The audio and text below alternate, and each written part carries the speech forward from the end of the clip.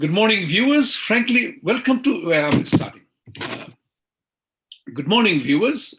Welcome to Frankly Speaking with Vibhuti Jha. And I have always shared with you my thought process, my conversations that I have with my guests. There is everything that happens has an impact and an implication. That is something which I learned during my work with a very powerful study group in New York. They used to do what is called strategic trend evaluation program with reference to social, technology, economics, and politics, how everything is interconnected. And in this element of social and politics, religion, everything else plays as a subsection of that group. Therefore, everything that happens has an impact on us, has an implication for somebody. Somebody greatly, somebody not so much. Today, I want to specifically talk about, as a Hindu, as a very proud Hindu, somebody who has experienced life in many ways. I have been away from home since age 9 when I went to a government-run public school in Bihar, where I studied English and Hindi medium too. So, the point which I'm trying to make to you is that life is a constant learning experience.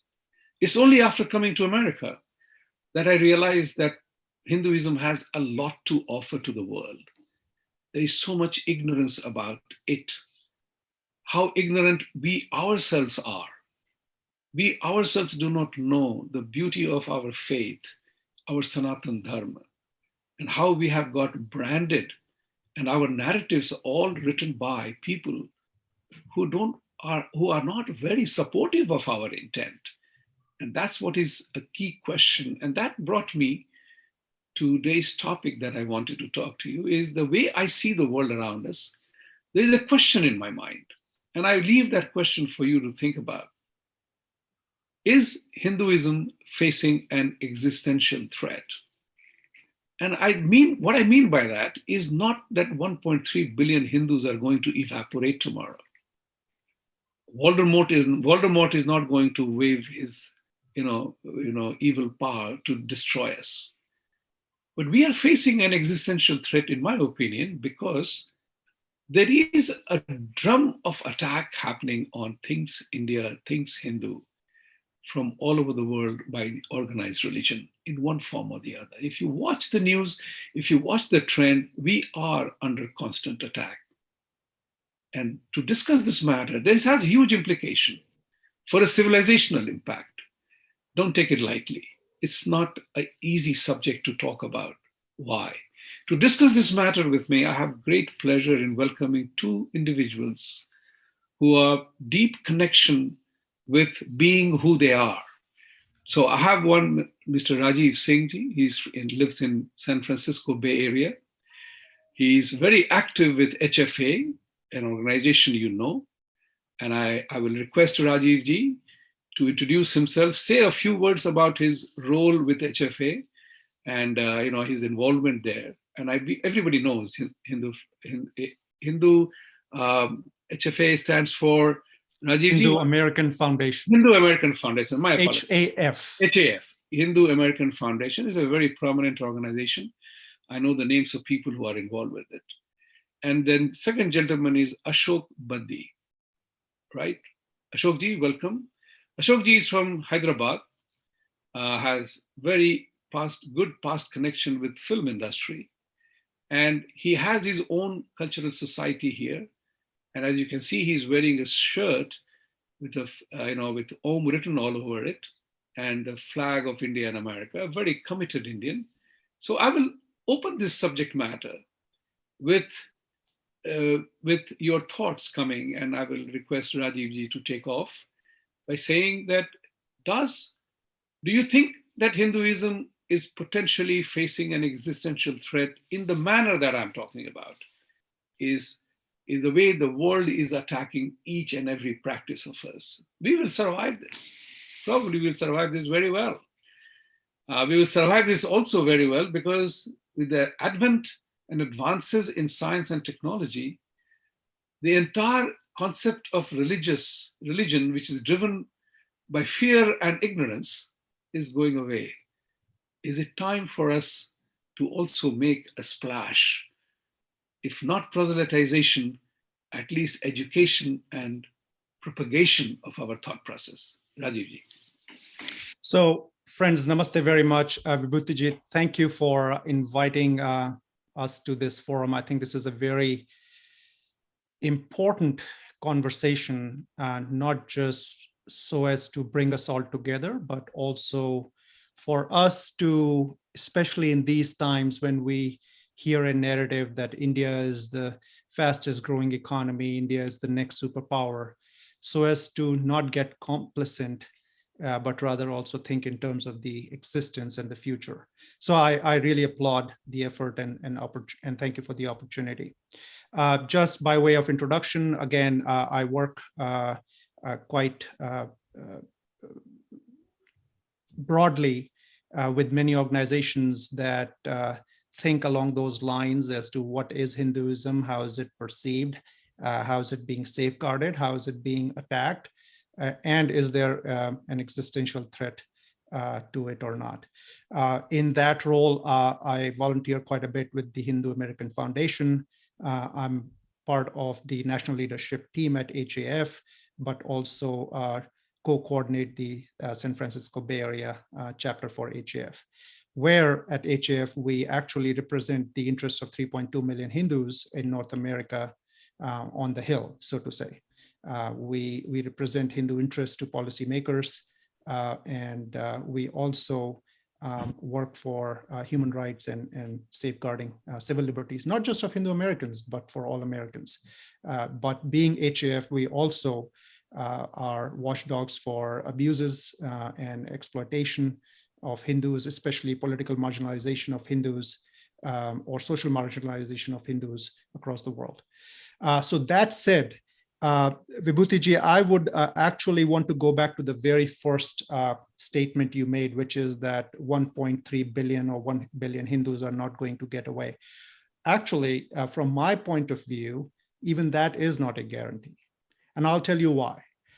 Just not too long ago, maybe even not even 100 years ago, you could find Hindus in Afghanistan. Today, there is zero. 70 years ago, between Pakistan and what was then East Pakistan and now Bangladesh, there were 23% Hindus. Today, there are less than 1%. In Bangladesh's own independent history, in 1972, there were close to 32% Hindus. Today, there are less than 9%, around about 8%. With what is happening in many parts of the world, including the Middle East and rising fanaticism and the Islamist ideology, and how in particular we see a rising intolerance around the world. And then what we see happening in India in parts like Kerala and Kashmir, that assertion that 1 billion Hindus are not going to go any place might not actually be a safe assumption to make. So I will stop right there and perhaps bring in Ashok Ji as well into this conversation, and then we can talk about the existential threats and whatnot. Absolutely. Ashok Ji, Ashok Ji, you are also very concerned Hindu, very proud Hindu, and I'm actually very surprised and not happy to see that an active person from HAF is recognizing that potential threat that I made in my opening statement. And this I will also correlate to a famous article written by a journalist a few years ago. He's a friend of mine. I'm not going to name him here, but the article is with me in my email. And he opined that Bhutto's 1,000-year war with India has another 957 years to go or something like that. And I said to him, not true. I replied to him in the email. I said, not true. Islam has won its first 1,000-year war. Precisely what Rajeev Ji mentioned, precisely the reason why Rajeev Ji mentioned that 2 Islamic republics were created by half cutting off India, the landmass. People were driven out two land masses were created. So India was cut off. This is 1947. And prior to that, our historical sites of Gandhar, Takshashila, they were already gone to Afghanistan. Our historical Sharda Peeth in Kashmir is gone. So Saraswati's abode no longer exists for us. So this is a challenge and it has an impact and implication. And we all know that we have about 120, 30, 50 million Muslims in our country. So it is an existential threat. What about possibility of using the democratic aspirational tool of having my country, my culture? These people demand that Hyderabad becomes a country of its own. Religious sentiment. You are noticing that how much of propaganda and vile propaganda that India Muslims are not respected and discriminated against is going on. The drum beating going on against India, where it's totally untrue. Totally untrue. So, your thoughts, Ashokji? Namaskar. Om Sarve Bhavantu Sukhinah, Sarve Santu Niramayah, Sarve Bhadrani Pashyantu, Ma Kaschit Dukkha Bhag Bhavet. Om Shanti Shanti Shanti. I am Ashok Baddi. I am from the state of Michigan, USA. I originally come from Hyderabad, as introduced by Vibhuti Jha. So the prayer I just recited, that kind of defines what Hinduism is, which has always prayed for the well-being of the entire world. And it is, for me, the word Hindu is the most secular. It is more secular than the word secular itself. When we talk about Ram Rajya meant equality and justice for all, which is the foundation for the great nation that we are currently living in, the United States. Equality and justice for all, and in God we trust. In Ram we trust. Ram is our God. So Hinduism for me encompasses everything secular. There is nobody else and nothing else that is more secular and more inclusive than the word Hindu. And I am very proud to claim myself as a proud American Hindu. Point one. So coming to the very, it's a very deep subject, sir, that you have started this discussion on. And yes, obviously, there's such a huge number of people who have been undergoing a lot of massacre. There've been this. It's a Hindu genocide. What happened in Kashmir? What is happening in Kerala? What is happening in West Bengal? What is happening in Pakistan? What is happening in Bangladesh? And there is not enough number of people, or even if there's a number of people speaking, I don't think the right narrative has been set. So that is one side of where Hinduism or Hindus are being annihilated and Hinduism is going down. I would like to also bring to this forum another aspect of why I also think Hinduism is not going to be as strong or as prevalent as it is today in the next decade. One of that is, let me ask a frank question to all the viewers and um, all the people who might potentially listen to us. How many of us here sitting in this country visit a temple? How many of our children go visit a temple? Question number one. Okay, going to a temple is a big deal because you have to go drive 10 miles, 15 miles, 30 miles, what have you. How many of us have a prayer room in the house? How many of us go there and pray for 2 minutes every day? How many of us ask our kids to pray for 2 minutes? We are responsible for killing Hinduism ourselves right in our homes. We don't teach our kids to do a simple prayer in our homes and we come out and say, we got to save Hinduism, save the world. Charity begins from home. We have to practice Hinduism, our prayers, right at our homes. Without even doing that basic thing, uh, it's, I see it as a pointless. There's no point in discussing or even talking to people who just come out and the Narebazi, a slogan shouting gang, but they're not ready to even do as much as sit and pray at home. So that is um, one of the other reasons I think that Hinduism will not see where we will not be in its current form 10 years from now. It's a simple logic.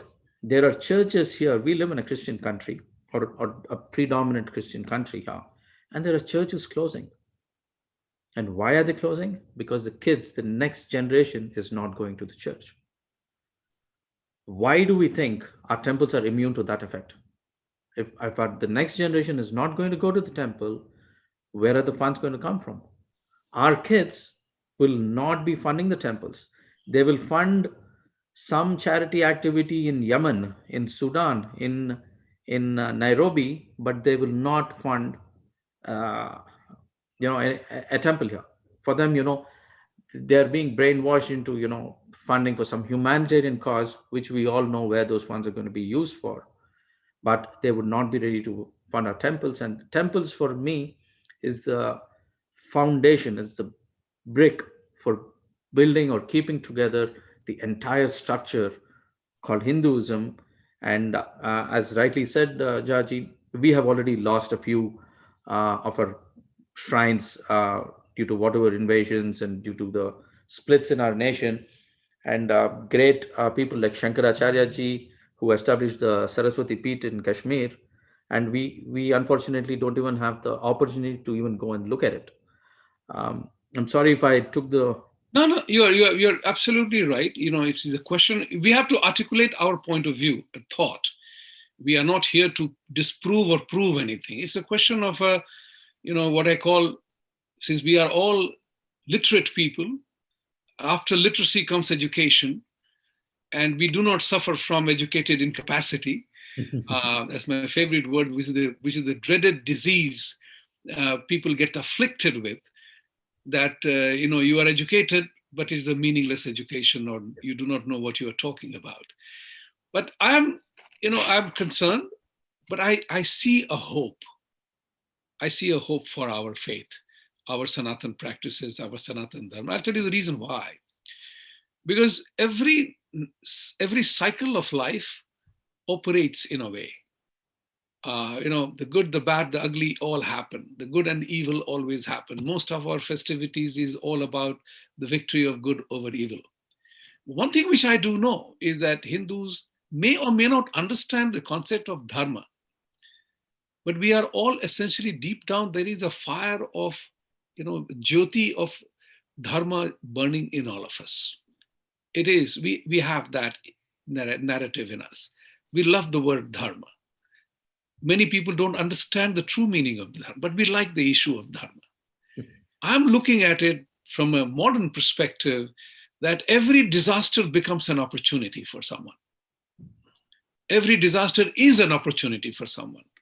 The question is who for, and if that person is taking advantage of. So I will relate it with this fact where the optimism for me comes in. The Sanatan Dharma, our Hindu practices, they are all totally nature-based. It's scientific. It's spiritual, right? It is not established by God or man-made thing. It is actually the true narrative of the universe. There is one sun, there is air, there is water, serves everybody. Sun doesn't discriminate with his light on anyone except the geographical incline that makes somebody dark, somebody tanned, and somebody white. It doesn't discriminate though, right? So when nature is non-discriminatory, so is Sanatan Dharma. Nature doesn't make any distinction between boy and girl, man or woman, rich or poor. If it snows, it is snow for everybody, right? Nature doesn't discriminate. So does Sanatan Dharma. It doesn't discriminate. It is same. Coronavirus, in an evil way, taught that lesson. It cut across national boundaries, gender boundaries. It was non-discriminatory in terms of affliction, rich, poor. 500,000 plus people died in America in peacetime. Who had ever thought about it? 2.8 million people have died around the world. The so-called magicians who used to peddle religious mafia intonations that you do this and God will come and save you or Allah will come and save you. They're probably sitting in a cave or a dungeon because their prayers are not working right now.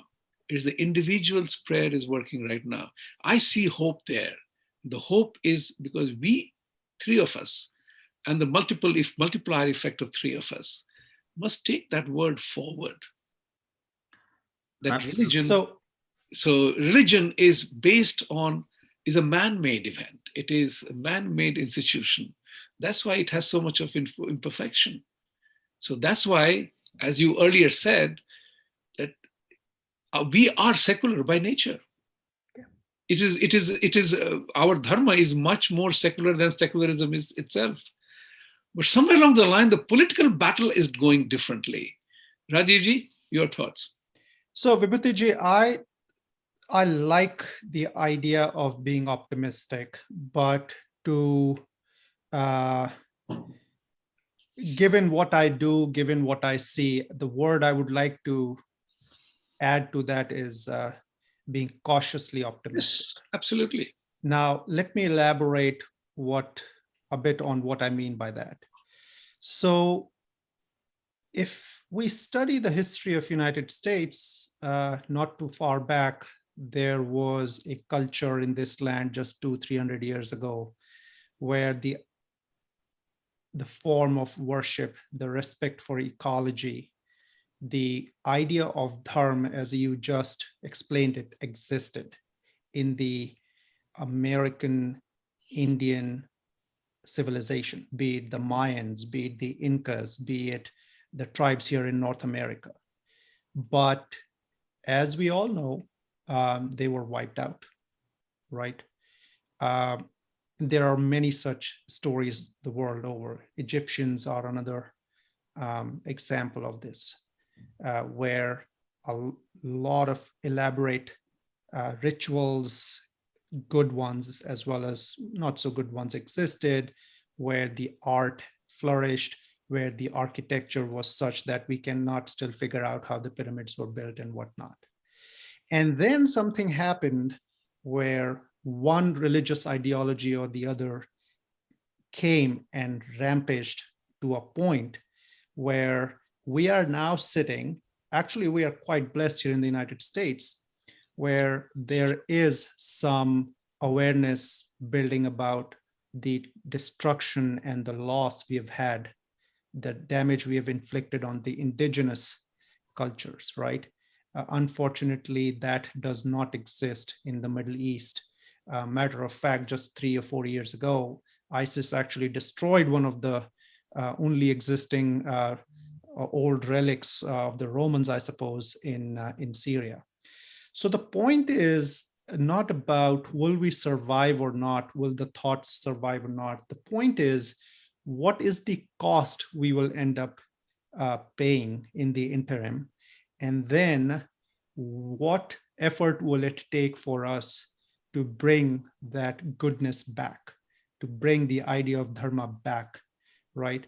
Now, if we look at what is happening, let's say, in the neo-pagan revivalist movements, so yes, we now talk in terms of indigenous culture of the United States. We talk in terms of how eco-friendly the American Indians were when they still roamed freely on the surface of this planet. The question for us really is that, do we have to, and will we, or what is the likelihood of Hindus going through the same storyline in face of the monoculturalist tendencies of either the Islamist ideology or the evangelical Christian the monotheistic, so to say, ideologies. To me, that is the bigger question. And coming back to Ashokji's point about, yes, we can today build temples, but who is going to fund those temples in the second generation, right? So for me, for example, thinking about as somebody who sees a lot of this nuance in thought, a lot of this ability to forecast the vector we are on and where this is leading up to, is quite painful because in addition to the temples not being funded, the loss we are incurring today as Hindus of 21st century, ironically more so in India than over here in the United States, is that forget the physical structures, even the mental structures are not being built by us in our kids in the next generation. That's a very powerful point. That's a very powerful point. The mental structure, the education, the brainwashing, or the ideological shift that is happening from liberal, left, extremist kind of a thing.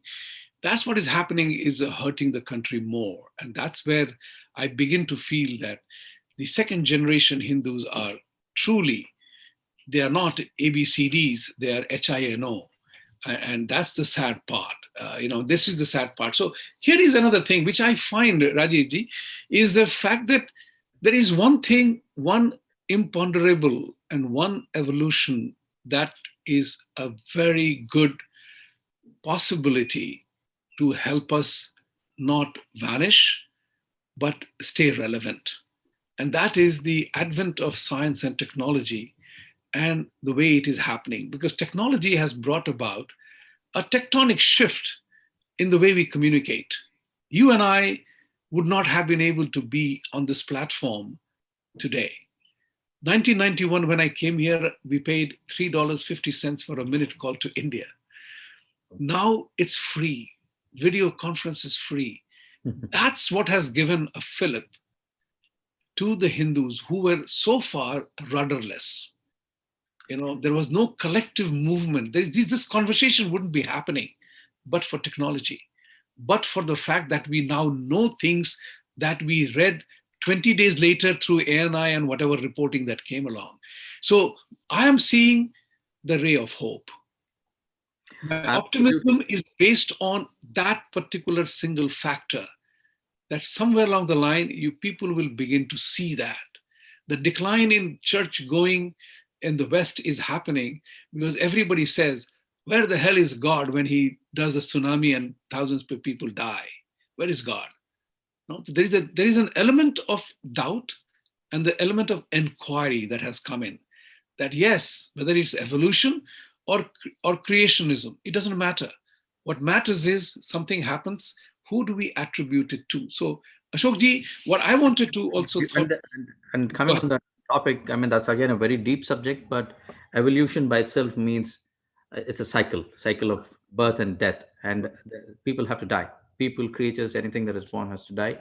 Very clearly explained in the Bhagavad Gita, and I can go on stating verses on Bhagavad Gita, and we'll never.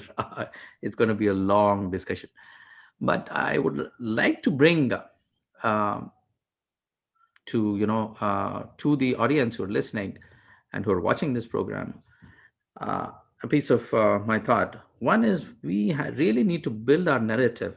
We need to be teaching our kids here, saying we belong to a community that have migrated from the east. We are here in this country, or whatever countries that we have moved to, but we, unlike a particular religion, we do not go about demanding their religious laws like a particular sect.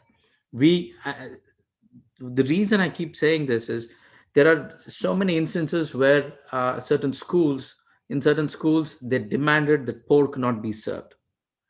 They demanded where they wear a certain headgear, and that they have to wear it because it is their religion. Well, if they had to practice their religion, why did they move out of their religious nation? That was the best place for them to practice their religion. Nobody asked them to move to the West. We come here, we adapt to the local law, and we respect the community around. We never impose our religion, our faith onto the others. So this is something that our community belonging here in the United States must understand, and that they should never have any even a small iota of doubt in proclaiming themselves to be a Hindu. And this is something that they should learn to take pride of. And because this is something we actually do and practice, not one instance, not one instance can anybody show where a Hindu goes and says, I'm going to go in my dhoti to the office, or I'm going to go wear a tilak and go do this. Not even as much as play holy,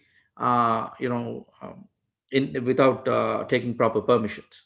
We don't even celebrate our festivals here without the appropriate permissions, and we go by the law. You are so right. I mean, this is something which a senator once told me, and both of you will be happy to hear that. I'm quoting it verbatim. He said to me that we love you Indians as immigrants to this country. You are professionals, you are hardworking, you belong to the highest median income, you have a family value, you love your children, you take care of your children, right? You are least problem from a law and order perspective, apart from the occasional stupid white collar crimes that happens everywhere.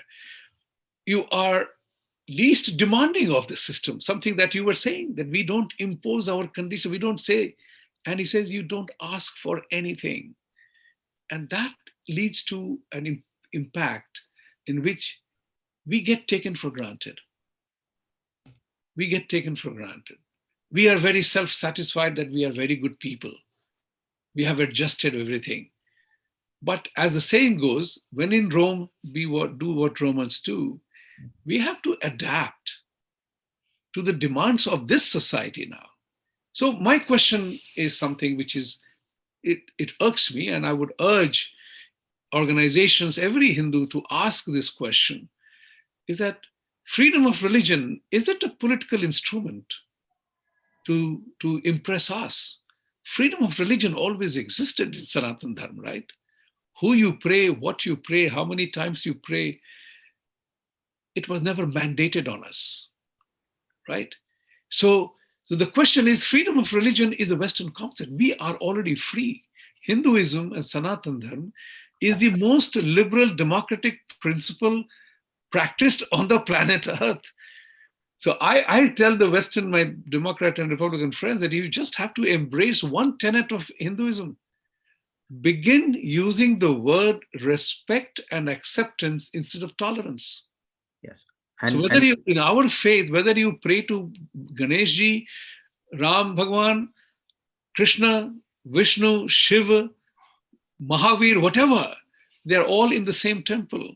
And I go and pay my respect to Mahalakshmi, Saraswati, whoever. I come back, other gods don't come to kill me. So what we should also, how do we take that concept? Should you talk about narrative? And I want to tell you one more thing. I'm very happy to begin this conversation with you both.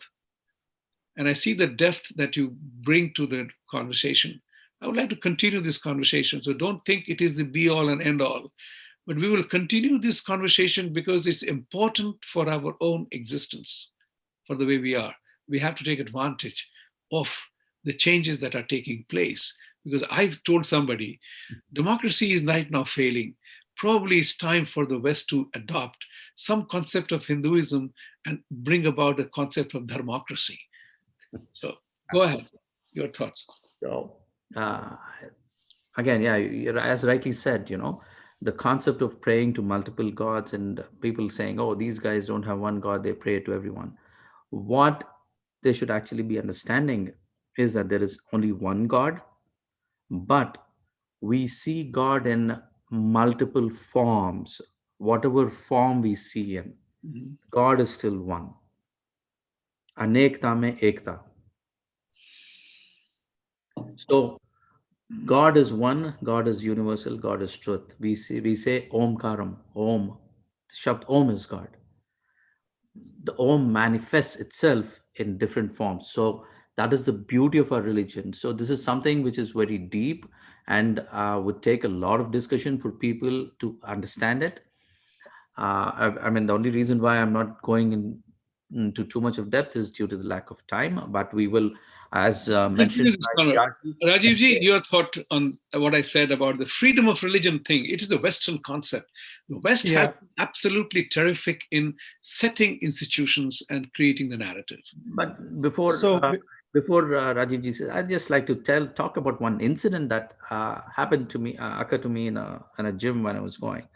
I had this gentleman who was, trying to convince me to, pray to uh, his God, and talking about the greatness of him and all that stuff. He was a very huge guy. He was, well built, and um, so I told him, sir, I don't mind accepting your God as my God.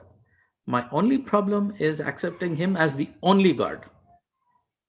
I don't mind. I don't mind praying to anyone, because Hinduism allows me to worship God in any way, in any form that I wish to. But if you come to me and say He is the only God, He's the only one who's going to cleanse you from all your sins, uh, bhaiya, maaf kar dijiye, I'm sorry. Yes, sir. Sorry. Rajiv ji, sorry. So I want to. This is going in a very, very interesting direction, and it's just so many thoughts are rattling in my head. So let me start with maybe 5 minutes back in time. $3.65. I think that's what you mentioned a minute. I think I paid about 74 or 75 cents a minute when I came to this country. So you're absolutely right. It is free today. Unfortunately, though, it is equally as free for our adversaries, right? So, and the only reason this is not a rebuttal. This is just sharing a perspective and a point of view, which I also notice as an activist or as somebody who advocates for the community and the challenges that I face. Therefore, so it is our adversaries have the same advantage as well. Matter of fact, they actually come often from societies where when it is all free of charge, they have banned any time-wasting media exchange on social platforms, because that's against their ideology or their religion, whereas most people in India consume all sorts of memes and all sorts of garbage and waste their time in that, and therefore learn nothing of substance. So in a way, we also incur a penalty of that free or low bar. So that is point number one I wanted to point out. Vibhuti ji, you talked earlier about literacy and education. So if we were to keep going on that vector, so it's literacy, and then it's education, and then it's knowledge, and then of higher order magnitude thing is wisdom, right? And then you also talked about Hindus in name only. And I remember at one point when I came to this India, the big term was ABCDs. The biggest problem I encounter is this. The biggest problem is that most Hindus, especially coming from India to this country, and a lot of Hindus, especially in English medium educated schools and big cities in India, on that spectrum of literacy and education, actually quite stop at the education point. For us, it is a challenge to move beyond the stage of education into knowledge and wisdom, right? And the tragedy is this. The tragedy is that people who actually have the wisdom are sitting in orange robes at a ghat in Varanasi, and we think those are actually idiots. We think they're no good. And the imperialistic education, the system that was used to control us and brainwash us, has actually told us that the people who we actually at some point 100 years ago, 200 years ago, 500 years ago subscribed to for wisdom, they have beaten it in our heads that those are the worst of the society, the bottom of the barrel, and therefore should be wiped out. Now, here is the challenge we have. The challenge we have is that we have discarded the wise of our society. Now let us come to who are the knowledgeable of our society, right? Now the challenge is this. Well, this year we are celebrating the 50th, not celebrating, unfortunately, we are commemorating or not even commemorating in a way, but we are in memoriam of the 50th, the sacrifices of Bangladeshi Hindus. This year is the 50th anniversary of the Bengali Hindu genocide, right? And most people do not even know that it was a Hindu genocide. They think it was a Bangladeshi war of independence, right? Well, let's say if 20% people even know what that is, and that Hindus were a disproportionate amount of Hindus out of the 10 million that fled the country, the 3 million that were killed, the 400,000 that were raped were Hindus. Well, what they do not even know is that just 10 years prior to that, or 8 years prior to that, in 1964, was the Hindu pogroms in Bengal, right? So unfortunately, on this spectrum of literacy, education, knowledge, and wisdom, what I've come to realize, and this is where I go back to Ashokji's point, which was very important to realize, is that not only are we he-knows or high-knows, I don't know, how do we pronounce that?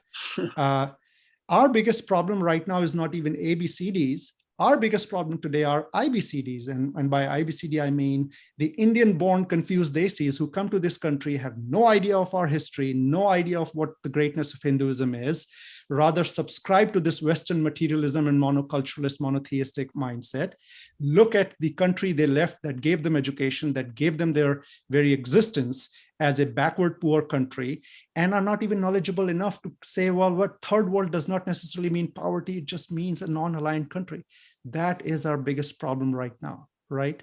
Absolutely. Our biggest problem. So that is the challenge we are facing. Now, coming back to your initial point, am I optimistic? Yes.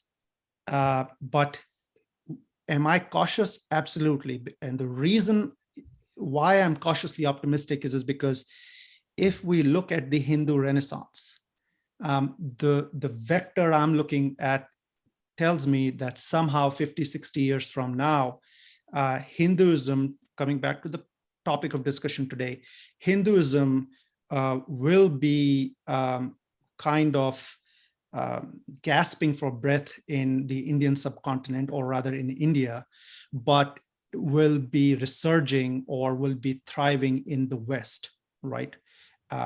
Subliminally, under the covers, not quite as openly as it is known as, and as it does in India, but in various ideologies. I mean, we see examples of that either in practices of vegetarianism that is growing, or in yoga that is becoming widespread. But Hindu Renaissance, Hinduism, I think, will survive. The new grounds of Hindu survival and thrival will be the West, not in India. That is my unfortunate deduction at this point in time. I can't disagree with you. Ashokji, go ahead, say what I really can't disagree with you, Rajivji, unfortunately, but that is not the Hinduism that we, at least our generation, know of or can relate to. But that is a sad future. And that is something we would like to change. And as you rightly said, the Indian-born confused desis, I've seen several videos, floating on WhatsApp and other social media, where, questions were asked, simple questions about the Mahabharata or the Ramayana were asked, and people don't know who Vibhishana is. People don't know who Kunti Putra means. Or, I mean, you ask the basics of Ramayana and Mahabharata, people think it is some serial, a TV show that is, and that's about it. And they probably don't even know any of the characters in there, because they probably didn't even watch TV episodes. That is the state of knowledge that our Gen Next has. Very unfortunate. And even the TV episodes that we see, the TV serials, the way it is being picturized is very skewed, totally falsified in a lot of ways. And that is what we are teaching the next gen. So that is probably another reason why I think the ICBDs, as you rightly coined, are in the way they are. Right. And the first generation Indians kind of are, I think they are responsible, and for exactly the reasons that both of you have stated, that we came to make a living, made a good life. We are very santupt. हमें जो होना था सब हो गए. संतुष्टि की जो बात होती है ना, that's the one which kills us. We are very content with what we have. Oh, why bother about it? But you do not realize that you may not bother about it, but somebody is interested in eliminating you completely. Mhm. Be aware of the circumstances and the environment you live in. You are living in an environment where if you don't demand, you lose out. And the three classic incidences where New York State was passing a resolution and law to make swastik a Yeah. hate symbol. You must be aware of this entire thing. And, I was very unhappy about it when I came to know that the whole thing started in Long Island here some 10 years ago when a synagogue had some miscreants had put the swastik symbol there. Yeah. And the point was we felicitate, we host, we take photo ops with assemblymen, town hall supervisors, and senators and everybody, including the fact that one Indian was signatory to the bill. Nobody told us anything. And I expressed my unhappiness and frustration that, come on, guys, we are giving money to them. At least they owe us to tell that, hey, there is a legislation moving in this arena, do something about it. But the end result was very powerful that Hindus united Yes. and resulted in the bill being yanked from happening. You know about this. I Yes. don't need to say more. Yes, that was one small victory, and another small victory that happened in the recent past was the Chicago conference, Chicago thing. Yeah. where our people, Hemant Patel, a few Vandana ji, a few others, took active Very, participation. very actually, people asked me that how did it happen in a Chicago area where We it is we need completely to be democratic celebrating those control. small victories as one. As you, I don't care if we are from San Francisco or from New York or Right. from Michigan. We should be celebrating a victory that the Chicago Hindu American community achieved. We should be celebrating the victory that the New York Hindu American community has achieved. Right, absolutely. That's where I see the rekindling of hope. I when I was growing up, there was a song which became my kind of a national anthem. My mother used to tell me. There is a movie called Jagriti, very old movie. Mhm. It is there on YouTube. Just listen to the song. Nirbal se ladai balwan ki, ye kahani hai diye ki aur tufan ki. So it's a beautiful song. It's a great inspirational song, and I urge everybody to, whoever is watching, go to YouTube. You just click those words, and you will get that song. It is a single flicker of hope. The diya is facing the tufan. So what I say is, my mother used to say that you are a Brahmin, but you have a Kshatriya blood in you somewhere along the line. So I have always been a fighter, and I have always believed. And this is some. I want to end the conversation today because every good conversation must come to an end because of the time constraint. See, just as we commemorated or observed 50 years of Hindu genocide in Bangladesh with their freedom, in 2019 we observed the solemnness of the Kashmiri Pandit exodus from Kashmir. I was in Delhi in 1990. 1990. We didn't even know about it. Yeah. Just as a sidebar news item, that there is some fight going on in Kashmir. It is Kashmiri's problem. It's not my problem. So when that happened, some very prominent Kashmiris, we got involved. We commemorated that event. And thanks to technology, it was a global event. The Kashmiri diaspora did a global event. The point which I'm trying to say here is that every Kashmiri Pandit was very proudly saying this, that not a single Kashmiri Pandit exploded bombs or turned terrorists. That's the culture, that's the value. Great point. I totally admit that. That's what our ethos is. When I shared this with my American friends, you know what they had to say? That's truly unique. But you mean to say nobody fought back? Nobody fought back. So let's say, for example, that 500,000 Hindus in Kashmir were not able to fight. What about your country? You're 80% Hindus. Where were they? How come nobody rose up against that? That is a question. That's the mood that we have to come to terms with. We can't be threatened continuously. I'm not a proud Hindu to admit, oh my God, we were very badly treated by East India Company, and prior to that, the Mughals. That's why we have become. No, we have to go back what we were talking about in our depth of knowledge. Mahabharata and Ramayana, that's what we are talking about. I was sharing this with some people. The biggest lesson for Mahabharata and Ramayana for me is very interesting principles that appeasement doesn't work. And to think of it, all our gods Yeah, have a weapon in their hand. have to have weapon in their hands. On Dasara, we pray. We have a day specifically Right? dedicated to do puja for the weapons. Correct. But we shy away from, or we do not teach our people to use it when required. When required.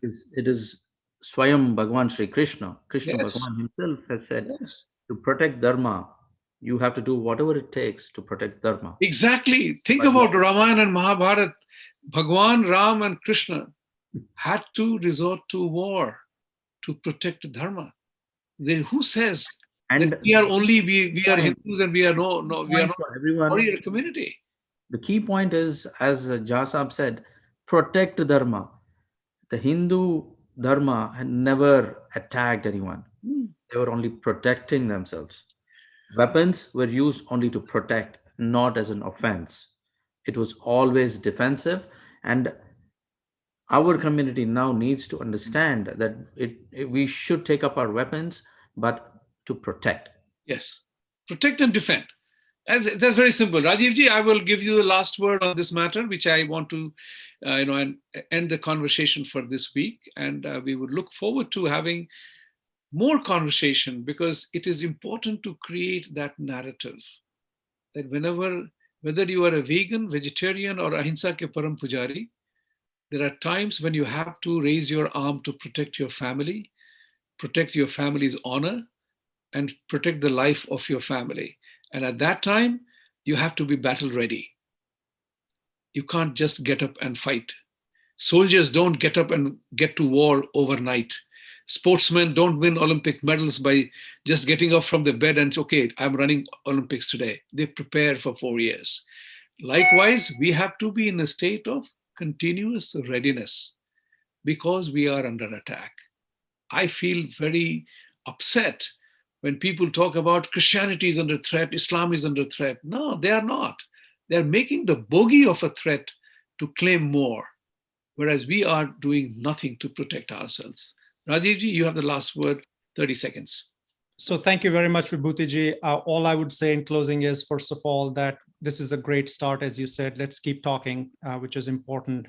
I would like to remind our viewers that, yes, we are a model immigrant society and culture, but we are only model because we don't show up and knock on the doors and ask for justice or social justice for us. Our modern dharma, to Ashok ji's point, is let us pick up our weapons for defending, but also for offending and protecting ourselves. Maybe not necessarily guns or bombs. That's not what I'm talking about. But Right. let's protect ourselves with engaging in the political process. That's the new weapon. We have to pick it up. That is our dharma. That's right. Thank you very much, Ashok ji. Thank you very much, Rajeev ji, for being here. And thank you, viewers, for joining for this conversation. I want to tell you, this conversation will be ongoing. And because educate, learn about yourself. And, conversion is a battle. I have said this many times. I have said to my Christian friends and everybody, conversion is a sin against God's original intent. If God is the ultimate creator or a magician, if he wanted me anything other than I am, he could have done it. But he made me who I am. So I challenge my Christian friends that when you ask me to convert, or Islam tells me to convert to their faith, I say, no, you are insulting God's original intent. And I argue that. I convince them of that. Learn to do that. We have to get into the intelligent dialogue. Reasoning is important. So with these words, have a great weekend. Talk to you next week, and be well and be safe.